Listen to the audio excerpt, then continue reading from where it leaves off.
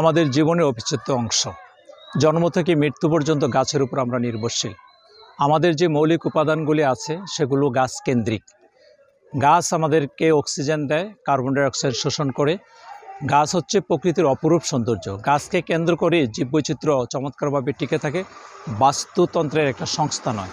সেই গাছকে যখন বিজ্ঞাপনদাতারা, ব্যক্তি উদ্যোগ হোক, প্রাতিষ্ঠানিকভাবে হোক, বিভিন্নভাবে গাছের মধ্যে পেরেক মেরে গাছকে ক্ষতবিক্ষত একেবারে মুমূর্ষু করে ফেলে, এত বেশি অত্যাচার করা হয় যে এক একটি গাছে অনেক সময় 10টি 20টি বিজ্ঞাপন পর্যন্ত দেখা যায়। যদি সেটা সেন্ট্রাল গাছ হয়, কোনো হসপিটালের সামনে, কোনো কলেজের সামনে, অথবা কোনো একটা মহেন্দ্রক্ষণ জায়গার মধ্যে অবস্থিত হয়, সেই গাছের উপর অত্যাচার অনেক বেশি করে। এছাড়াও বিভিন্ন জায়গায় এই বিজ্ঞাপনটা অত্যাচার করে গাছকে নষ্ট করা হচ্ছে। এখন উপজেলা প্রশাসন এবং পরিবেশ অধিদপ্তর, তাদের উচিত যে জনগণকে আরও বেশি সচেতন করা এবং মাঝে মধ্যে ভ্রাম্যমাণ আদালতের মাধ্যমে একটা নিয়ন্ত্রণে একটা ব্যবস্থা নেওয়া, অন্তত এটা প্রতীকী জরিমানা করা হোক, এটা সাজা দেওয়া হোক এবং এটা বোঝানো হোক যে গাছ আমাদের জীবনের খুবই গুরুত্বপূর্ণ অংশ। এই গাছকে কোনোভাবেই হত্যা করা যাবে না। বসুন্ধরা টিস্যু, অশুদ্ধতার বিরুদ্ধে এক বিন্দুও ছাড় নয়।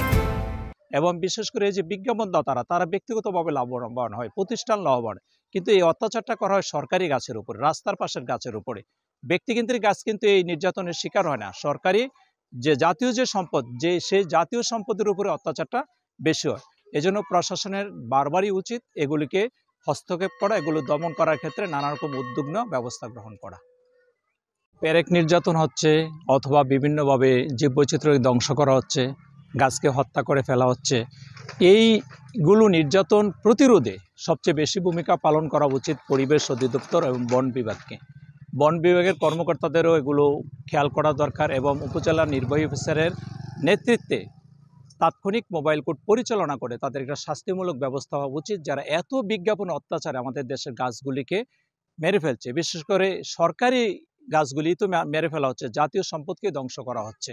এসব নিয়ে একটা যৌথ অধিবেশন দরকার। আর উপজেলার যে আইনশৃঙ্খলা কমিটি, সে কমিটির মধ্যে এই বিষয়টা রেজুলেশনের মধ্যে এনে এটা প্রশাসনিকভাবে, পুলিশি প্রশাসনিকভাবে বিভিন্নভাবে এটাকে একটা ব্যবস্থা নেওয়া উচিত।